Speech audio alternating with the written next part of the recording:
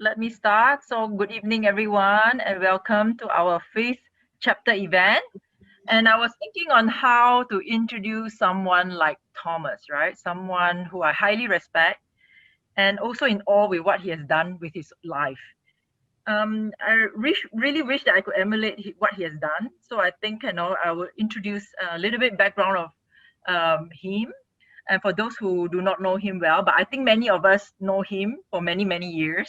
But of course, there are new people coming in to this chapter. So I thought I'll do a little bit introduction of Thomas and Janesh team. So Thomas, I think, left his high flying job. Um, Many of you, I think, will be like in awe what after you hear what he's done, right? I don't think it was a easy decision. He left his job to do something he was very passionate about, and really a very difficult act to follow, I must say, right? If someone like me who's been also in a corporate job for many many years, from flying first class to now being in budget airlines all the time, and from a suite of people that actually serve him. Like he has a lot of people who are his employees right now to be of service of others. I think that's the way that I would put it. And from five-star hotels to budget hotels now, and being an expat all his life as in the corporate world, to really now doing something he loves, right? So I think that is, in short, that he gave out a lifestyle to really do something, and he started 10 years ago, Janesh team, and it was operated 100% remotely, as many of us know, right? And providing online learning support services globally. I think the most amazing part is that 60% of his 100 staff are people with different abilities, I would say, and 25% are refugees, and 10% are LGBTQ and seniors. So all of these people work from the comfort and safety and convenience of their homes all over 10 countries and 6 continents. Today, I am very, very, impressed that, we will meet some of them today, right? Because actually before meeting them, and even though I know Thomas for many years, um, I really didn't know the people he was working with. So I think today, bringing them on board and talking to us, you will be very impressed with the people that actually works with Thomas. So I think this event is a little bit different because I think it's not about Janesh team itself. It's about the people that actually Thomas works with, right? So I think that's the highlight of the event for today. So a little bit more about Janesh team. I think the main thing is that it has actually received many. I think there's a lot of noise. So if we can actually mute, um, then I will actually pass it to Thomas in a while. So Janesh team itself has received many awards, as we know, right? And also that it's been published internationally as well in Forbes, as well as other government publication. So being certified as a B Corp, we know is all about impact, and we know that he's doing great work, right? So I won't steal his thunder by really explaining more about his work. I think he will actually also have videos to actually show you. But at the end of the day, I think Thomas is a very successful corporate leader before. He joined YPO in 1999, right? A long-term YPO member, and elected as Southeast Asia Regional Chair, also Chair of Gold from 2010 to 2012. So I would say that Thomas is very accomplished as a leader, but I must say that, his work is not about, at the end of the day, it's not a charity, right? It is a company, and it is a company for good. And I think I let him, really explain more about his work. But my role is like, I'm like, if I can actually do 10% of his work when I grow up, that would be like amazing. So I pass it on to Thomas to actually also introduce his colleagues, and I hope that we have a fantastic event today. Over Okay, to you, Thomas. thanks, Angeline. Well, hi everyone. Thank you for taking the time to listen to me today. I have to admit that, I feel a bit intimidated following the past two events of my superhero speakers, Guy and Roberto, talking about their multi-billion-dollar businesses. In comparison, my business is really kind of minuscule. It is hard to cover these two topics because, it takes quite a bit of time in the time frame that we have. So I'm going to just focus on the Ganesh team story and the people in Ganesh team. And then towards the end, I will maybe spend a couple of minutes to mention about B Corp certification, which is I believe today the gold standard for certification for companies in impact. And if there's an interest to dive deeper into this topic, we can always arrange a separate session for this. So first, let me share a short video here about operating from the cloud. It's 3.5 minutes. This was done in the early days of COVID-19 when many companies were struggling with the idea of remote work. And I produced this to help some companies understand that it actually does work. But even until today, I don't believe that companies really understand how to run a remote work company. After all, we have been evolving this over more than 12 years. So here we go.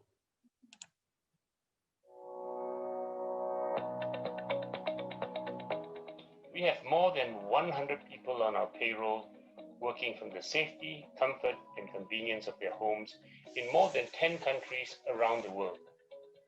They are scattered across all corners of the Philippines and Malaysia, and we have people in other countries in Asia, Africa, Europe, and beyond. Ganesh team is registered in Singapore and Malaysia, but we do not have any office there, nor anywhere else in the world. We like to tell people that we are nowhere and we are everywhere.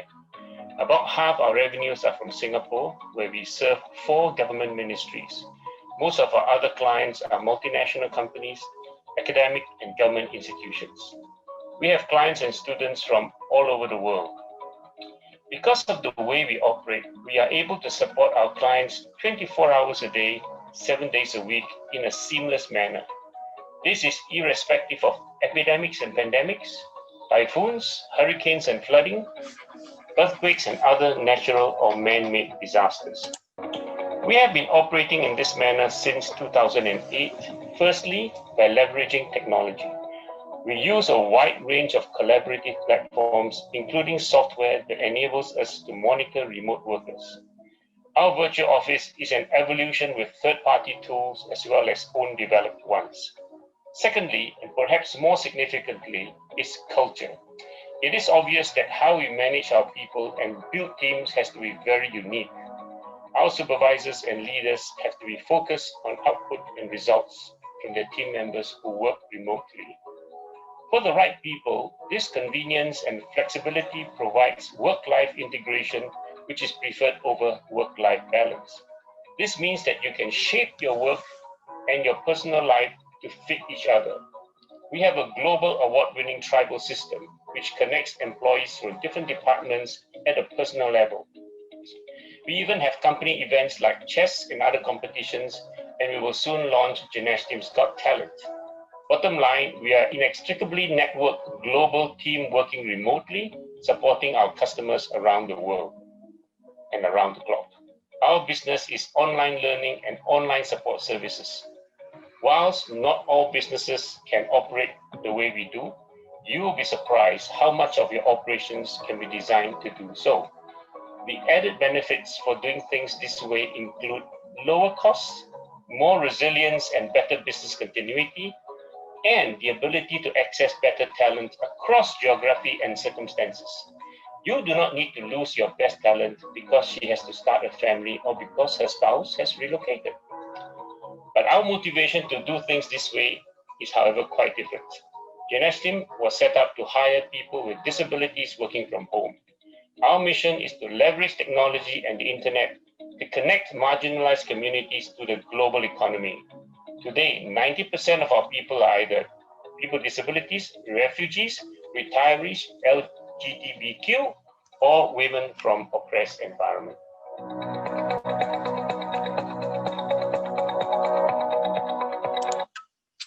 Okay, thanks for that. Paying attention to that. I mentioned during the video about our award-winning tribal system.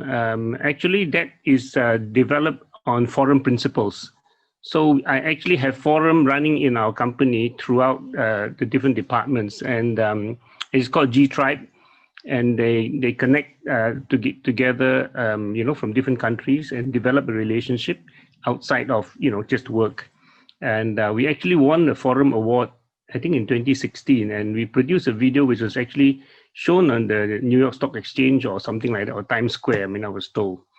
So anyway, just to recap, we have been in operations for this is our 13th year.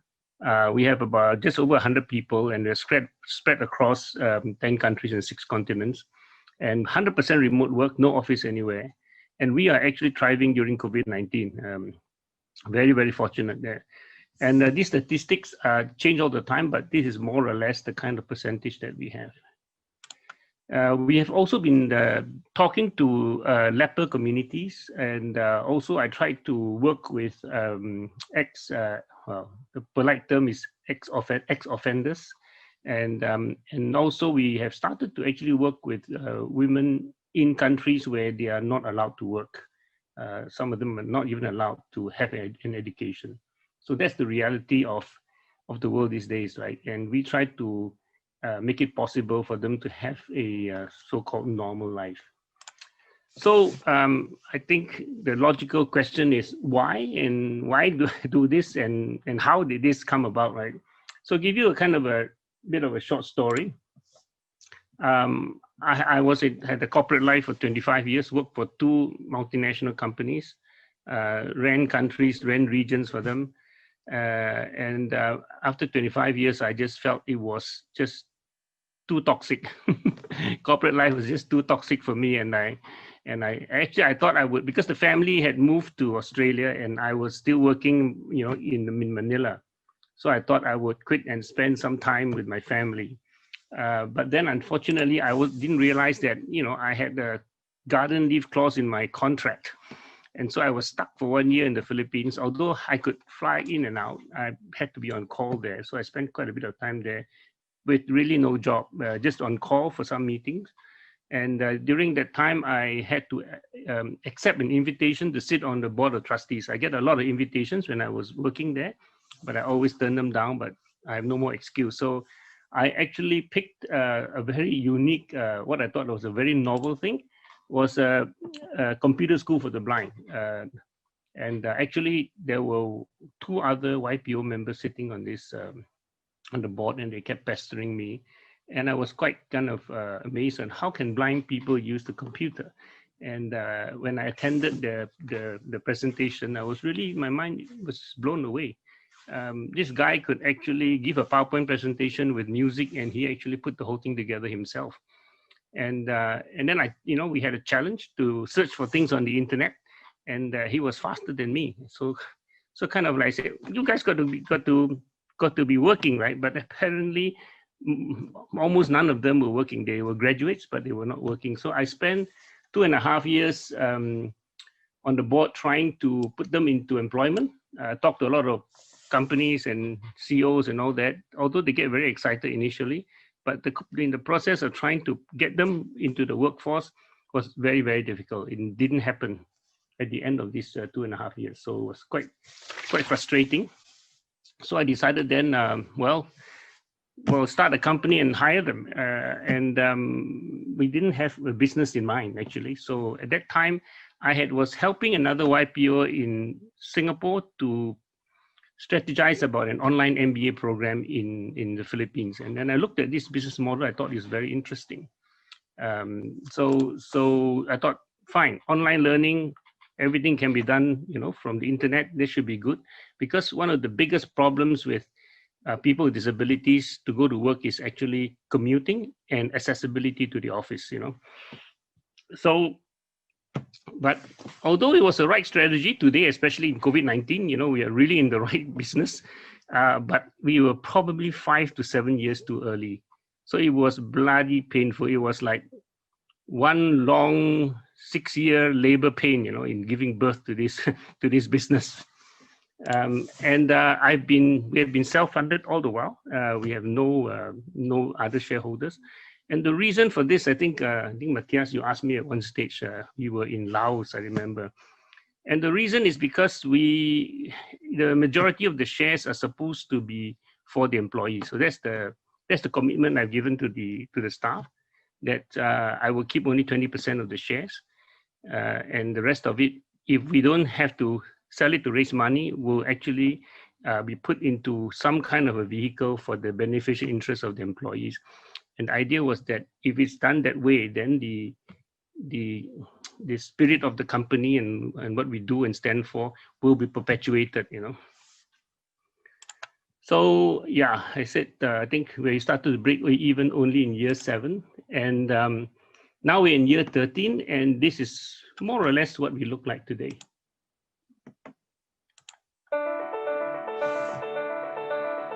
Janesh Tim is a pioneer for e-learning in Asia, having started in 2004 with a globally recognized online MBA program from some of the top universities in the world. Since 2008, Janesh Tim has been a partner for eCornell in Asia. eCornell is the e-learning arm of Cornell University of Ithaca, New York. The collaborative nature of the eCornell platform, with a real cohort of international learners led by an instructor, is unique. This pedagogy ensures that learners not only acquire the learning, but also demonstrate the ability to apply the learning in real-life situations. Through eCornell, working professionals are able to earn certificates from Cornell University across a number of disciplines without commuting and taking time off from their work. Through more than 10 years' involvement in global state-of-the-art e-learning platforms, Janesh Tim has also developed the capability to set up, run, and manage learning management systems. Janesh Tim is helping reputable multinational companies and government institutions with migrating their learning onto LMS platforms and managing it for them. Since 2008, Janesh Tim has also launched face-to-face, one-on-one language coaching services for English and Mandarin Chinese. Language coaches from more than 10 countries are helping learners from academic institutions and multinational companies communicate more confidently and effectively. These services are augmented with products from Cambridge University Press, ETS, and LanguageNet. In recent years, Janesh Tim has expanded its capability to include remote IT support, database management, web development, and employee engagement surveys for clients across the globe. As a responsible corporate citizen, Janesh Tim has, since being certified as a B Corp, been named Best for the World for consecutive years. And we thank the international organizations who have given us recognition for our social impact.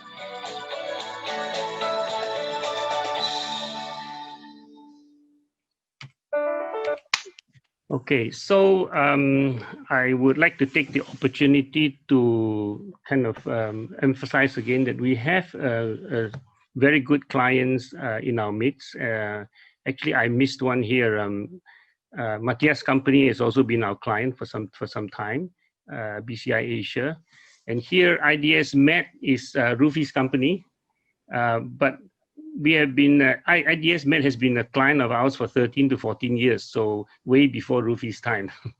And we are very proud of, our clients like Microsoft, Herbalife, Singapore Business Federation, and the Water Utility Board of Singapore, where we actually get business from them in open tender.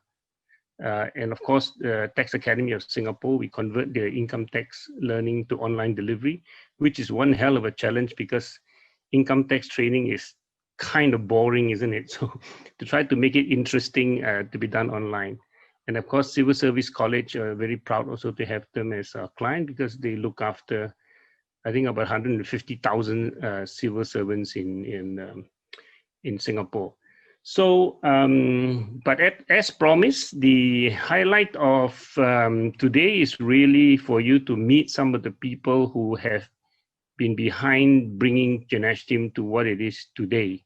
We can't have 100 of our people, but we have picked a number, hopefully across levels in the company and also across different countries, for you all to get to know them better. Unfortunately, we cannot include our colleagues from the other side of the globe because of the time factor, right?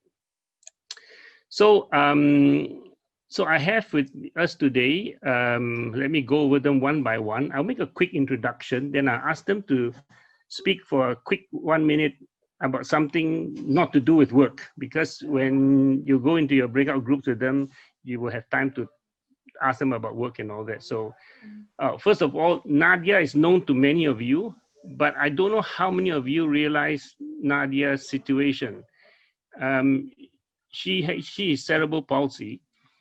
Below her neck, the only thing she can move is actually the tip of that one finger. And it's not the whole finger even. Only the last joint of that finger she can move. And she uses the mouse upside down.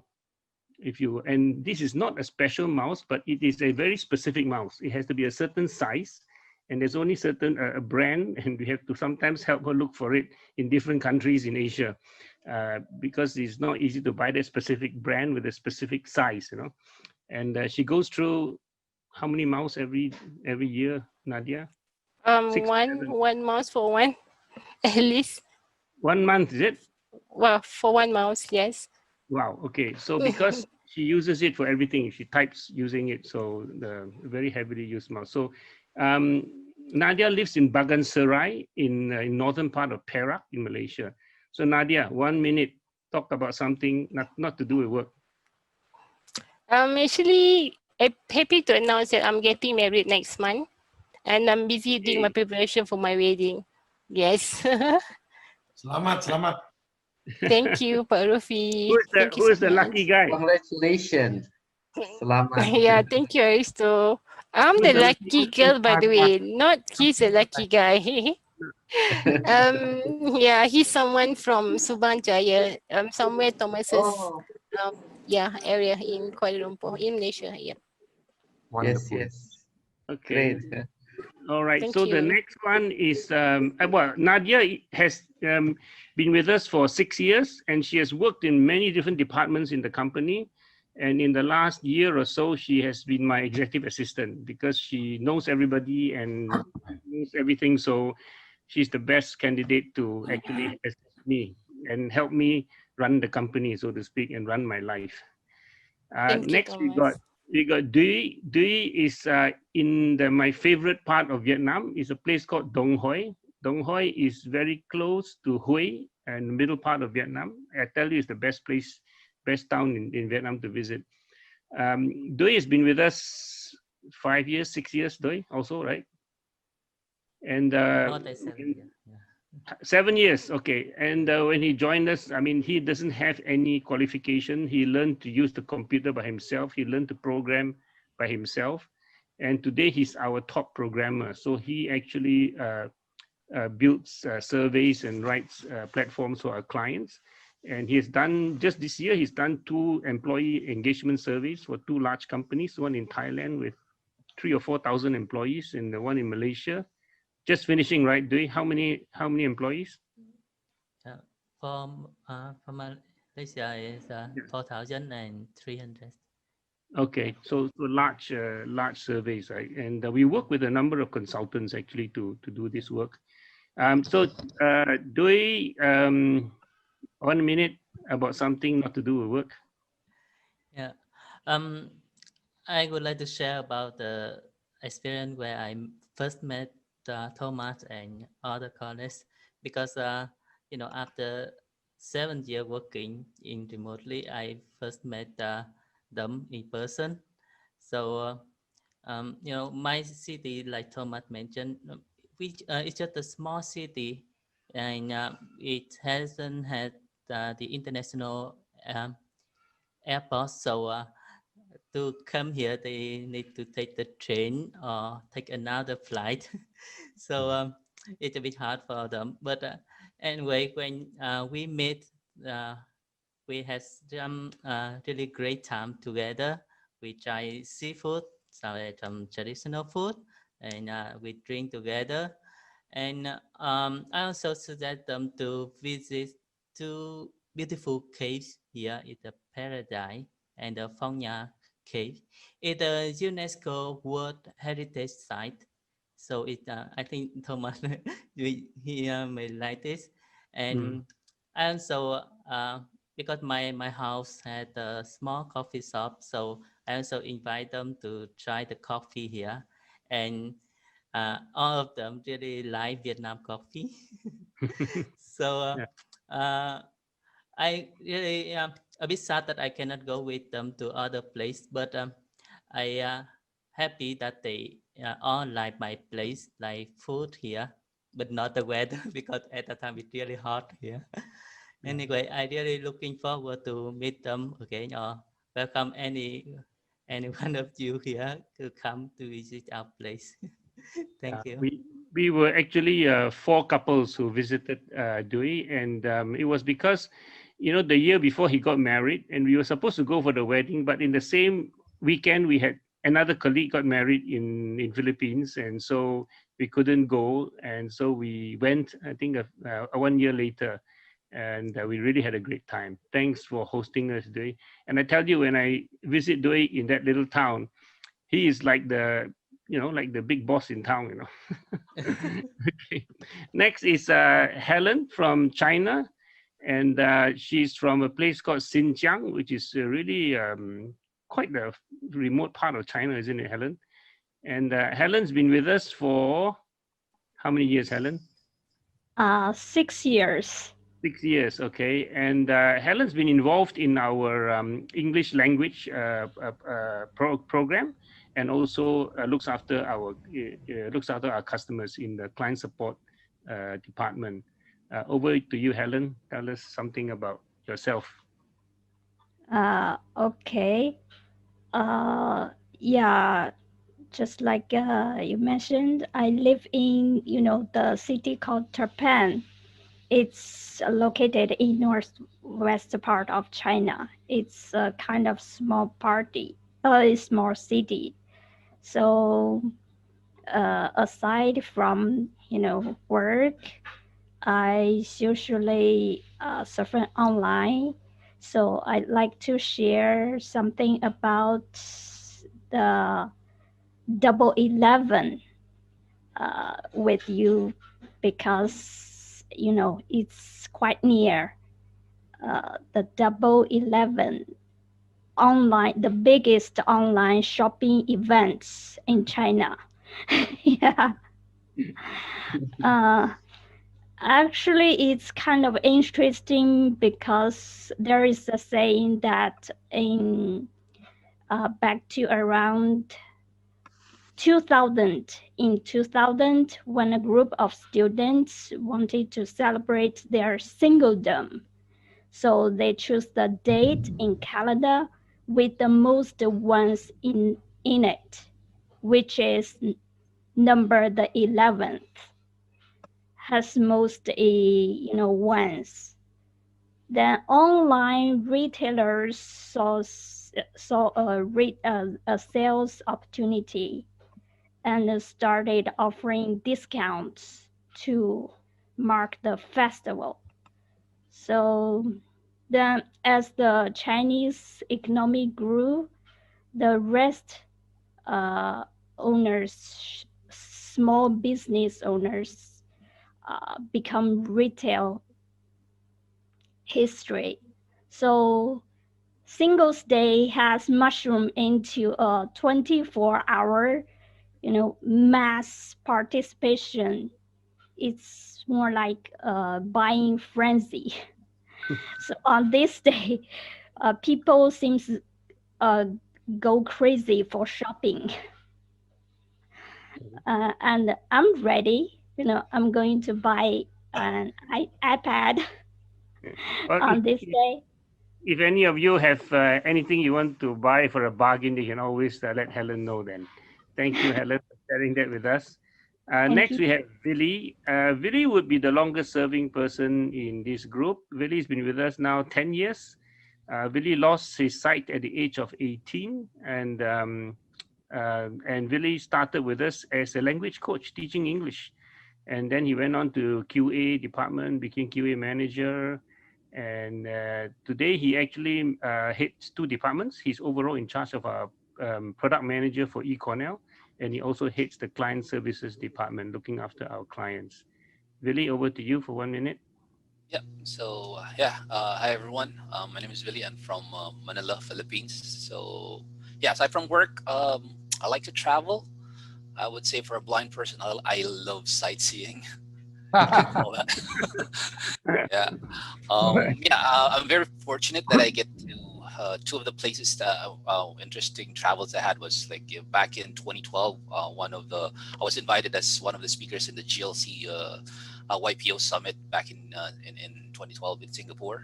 Got the chance to stay in Marina Bay Sands Hotel at that time, so very fancy hotel. That was a wonderful experience, and around 2017 as well. Get to again invited as a speaker in the Apex Summit in Hanoi at that time. So yeah. So Willie, quite a celebrity then. Yeah. Congratulations, Right. Billy.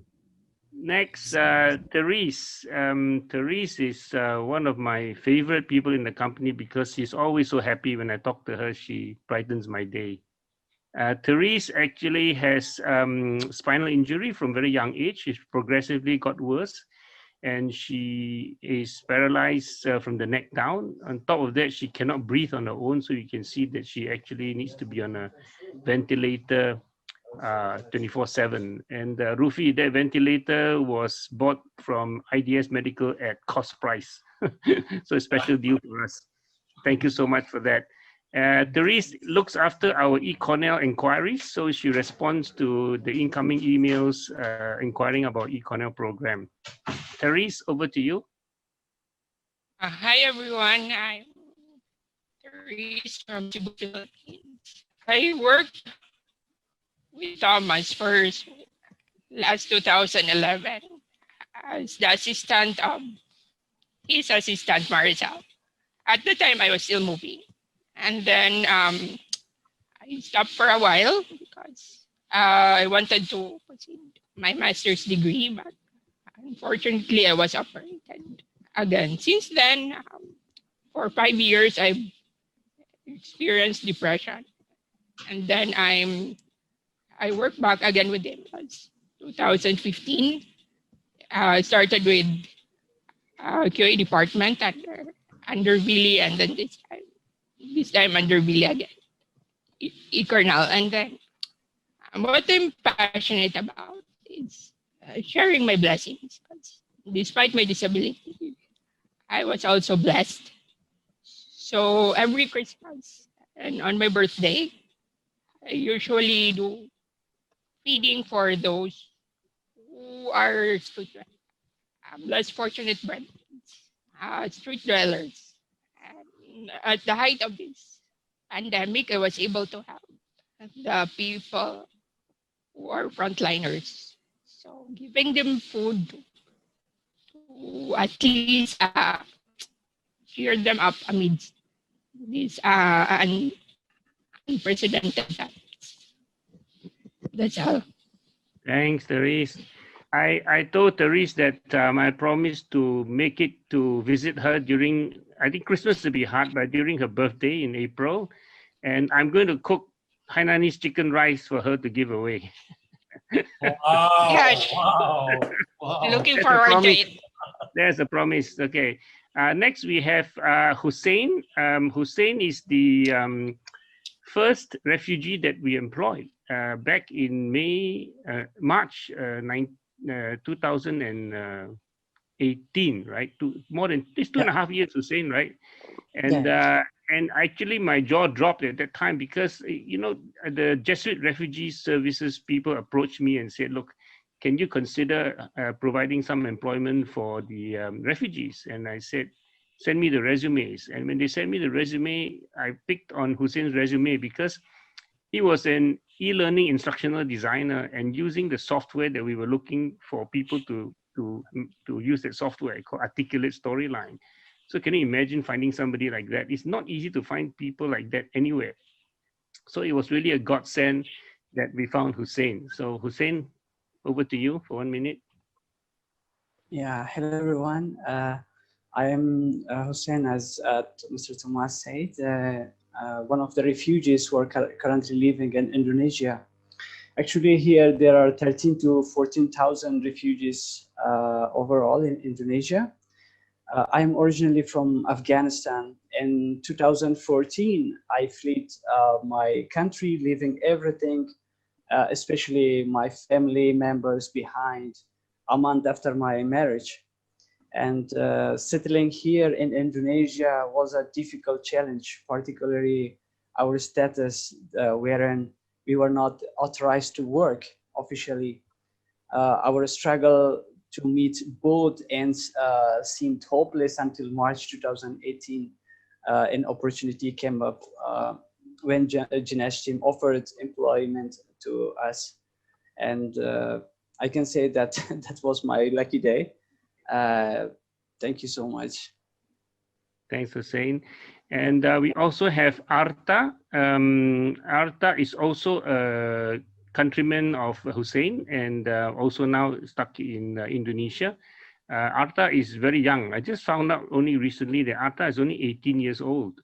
So he joined us initially, and I think he lied when he joined us because he was not even 18. We're not supposed to hire anybody who's not yet 18. You know, he joined us initially as an remote IT technician, but just recently he has been promoted to the team that handles what we call learning services. So it looks after our learning clients. At the moment, he's very busy helping clients run webinars. And these webinars are actually quite complex with a lot of exercises and activities done. So Arta is the one who is managing this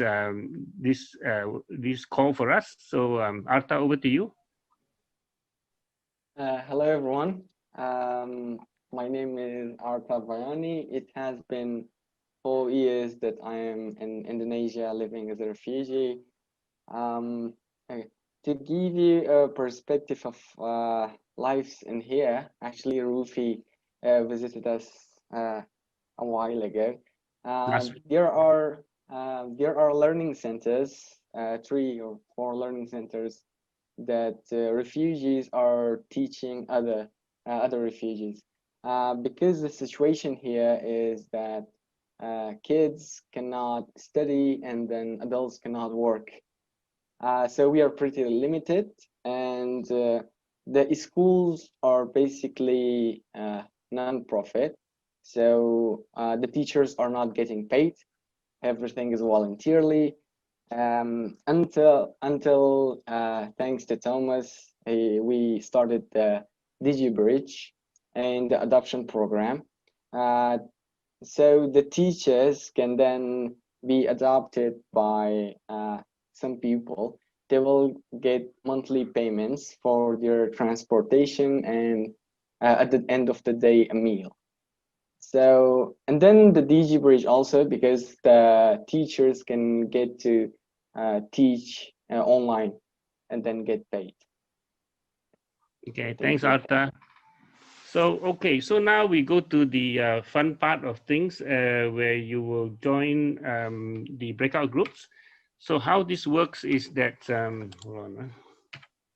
So we will have 2 or maybe 3 YPO members or guests with one of my colleagues in each group. So there will be 6 breakout rooms, and we do it 2 rounds. So you have 10 minutes to have a bit of a chit chat. You don't need to introduce yourself to my colleagues because they have been sent your profiles beforehand, so they know a bit of background about you already. So I think spend the time to kind of, connect and ask questions and find out a bit more about what they do in their lives and all that. After the first round, unfortunately, technology is such you have to come back to the main room for a few seconds before you get tossed into your second breakout group. So, okay, Arta, why don't you join the group of Therese, just in case you have some problems, okay? Sure. Okay, so you can send everybody to their rooms, to their breakout groups now. I hope everybody enjoyed that. So that was remarkable. As promised, I'm going to spend a very quick few minutes to talk about B Corp. Well, B Corp is a global kind of certification body. They started in the US, but it's now very global, and it's certifying companies that meet higher standards of social environmental performance, public transparency, etc., to balance profit and purpose. And this thing has been taking quite following globally now. And I was surprised how much is also happening, how much of this also happening in our part of the world, in Asia. So we actually are working with the Singapore authorities as well as the Malaysian authorities to push B Corp in these two markets. And B Corp companies are actually legally required to consider the impact of their decisions on their workers, customers, suppliers, community, and environment. And we have supposed to incorporate that into our articles of association as a company. So this is quite a firm kind of a commitment. And currently, there are more than 3,500 companies in the world that are certified across 150 industries and across more than 70 countries. In our part of the world, I think in Southeast Asia, there are about 20 companies that are certified. And North Asia, maybe 30 or 40. Taiwan has the largest number, I think, followed maybe by China and Japan. In Southeast Asia, it's Singapore first. Then I think there are about 10 in Singapore and I think 2 in Thailand, 1 in Malaysia, which is my company also in Malaysia. I think 1 in the Philippines and a few in Indonesia. Aqua Indonesia, as part of a Danone company, is also B Corp certified. So here are some of the companies. I mentioned Danone. Danone is a big supporter of B Corp globally. Ben & Jerry's, which is part of Unilever, and the Unilever is also pushing B Corp quite significantly. Laureate Education Group. So you can see there are some, famous names here like Patagonia, Gerhard, your line of business, but maybe not exactly a competitor, right? Okay, so how to be certified as a B Corp? First, you do a online assessment. You go to an online assessment. It's a free tool. You can just log in, go to the B Corp website and just log in and put your company's name and go through a series of, questions. And when you then you score points for all the answers you make, and if you reach points above 80, you can actually then take step 2 and go for verification. There will be kind of a auditor from B Lab Global who actually goes through and make sure that what you say in your assessment you're actually doing. And then once you are verified, then and you're still above 80 points, then pay the annual dues and you get listed on the B Corp website as a B Corp certified company. So for some companies, this can take a long time, sometimes take years. Sometimes some companies are quick. My company was certified, I think, in 1 month from the time we started. So it was quite easy for us. And what I really like about the B Corp assessment is that it actually covers a number of areas. It covers governance, workers, community, environment, and customers. So it's a very holistic approach to how you run your business. It's not just about the environment, or about workers. It's quite encompassing. And I really like the way they're going about doing this. And I do believe personally that it is really, really the gold standard. And I think Angeline and I have spent a bit of time in trying to research what else is out there, and think hopefully we come to the conclusion, Angeline, that this is it. Anyway, so like I said, won't spend more time on this. If there's interest, I'm happy for you to connect with me directly, or if there's enough interest, then maybe we run a separate session on this.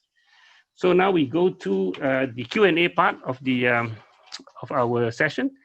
So the floor is yours, and my colleagues are still online, and you can ask questions from me or from anybody. Angeline, you want to? Yeah, so as a moderator, maybe I get to ask the first question.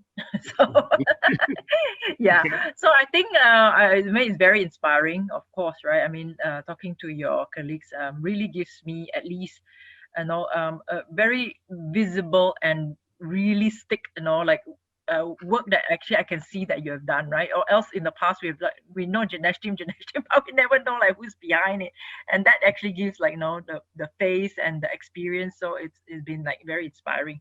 So my question is so what keeps you awake at night now that you have already done like this for 10 to 12 years, or and what excites you, right? As well as going forward, right? What is your, I think, biggest inspiration and challenge that you are facing right now, Thomas?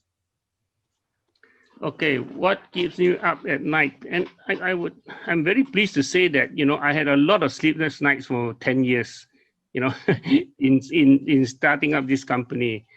I have to say in the recent months, things have been a lot easier. I think part of it was due to COVID-19. I mean, first of all, I didn't have to travel.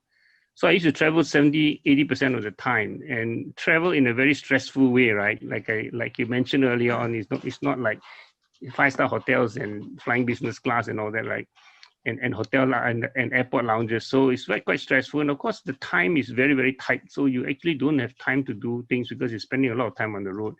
So this past 10 months has really been easy for me in that sense, and I saw the thing. I think we probably hit some kind of a critical mass. We have a management team in place now, and there are strong people there. And many of them, some of them are new, come in, and most of them are actually grown through the ranks. And people like Willie, for example, I mean, been with us for so long, and constantly asking me what else can he do for the company. This is the kind of thing that I have now. So in that sense, I don't really have that much to worry about. The business has grown this year dramatically. I mean, already 50%. We hope to grow another 50% before the year is over. We have a lot of potential business which we're working on. I mean, I hope that we have actually a proposal requested. Boston Consulting Group actually came to us and asked for a proposal a few weeks ago, and this could be another big thing in our history of the company if we can land a job with the Boston Consulting Group for a project with the Singapore government. So things like that, So we are actually in that space now. You got people like that approaching us. So I think the answer to your second question is everything is exciting now, Angeline. Really, everything is exciting. Okay. Maybe anybody from my team has something to add to this? I mean, Willie, you're the most senior person here. I mean, do you have headaches? Can't sleep? What do you worry about? Yeah, hello? Yeah. Willie. Yeah. So, well, I would say, yeah, as Thomas mentioned a while ago, things are really very busy, especially with our flagship program, which is eKernel. A lot of, especially with the COVID-19. A lot of organizations and companies have switched to online learning. So yeah, pretty much busy. Therese can attest to that. Great. All right. Next. Anyone else has other questions? I think we don't have that much time, so please ask your questions. I don't have a question though. Can I make a comment? I think because I just came visiting the what do you call it, the refugee camp, right? But I know Thomas quite long ago, right? And our company do support him a lot, not because we pity him. That's the good part, because it's very very easy to pity someone. We donate to orphanage, donate to old folks home, all this. I find it very what we call in Indonesia is very basi. It's like, so what? So what now? The good thing about Thomas is that he can make us feel good by doing really good, because none of his people is actually asking us for pityness. That's the good thing that I find that how shall I say? I feel that I'm doing good, and yet I don't have to feel like, oh, I'm a hero. That kind of feeling, yeah. And I think Thomas is just really he is the hero. See, I can say that, yeah. And I think going to the refugee camp myself, and also I did not know that they made such a big hoo-ha, Yeah, I was like shocked, I was like almost, luckily I wasn't in my shorts, right? And looking at them, straight away it hits me, all these kids in front of me. I was like, I don't know how to explain the dream to them. They don't have a dream in my heart, right? And when they're in refugee, and I was thinking, damn, it's just that. That's my comment, Thomas. Thank you. I have a question for Thomas. Yes. Thank you. Thomas, you dedicate your life to others. You talk about others, like even today, you don't talk about you. You talk about the people that surround you. So my question is very simple. What is the big dream for you or for your family? If we talk about centering around yourself for the next 10 or 20 years. Yeah, but I think that's the whole point, right, Mark? When I think about it, for myself and my family, actually, there's nothing more I want. I mean, I have a wonderful wife. We are, in COVID-19 lockdown for 10 months, we haven't driven each other nuts. I mean, considering that we hardly spend time together, I can even say it's almost like a second honeymoon. They last a long, long time. My daughter is married and she's living outside, but she still spends a lot of time with us. My son is still living with us. He's working. He didn't lose his job. Continue to. None of my family members lost their jobs. Everybody's career is intact. I have a lovely home. I can, you can see from it's a virtual background, but that's actually what I see when I work. I look out the window, there's the side of my house, side at the back of my house. So I don't have anything else which I really, really want. And I think that's the great thing about working with people like the people who are with me here today is that you experience them and their lives up closer. Then you suddenly don't feel that you need anything else, right? Because you have so much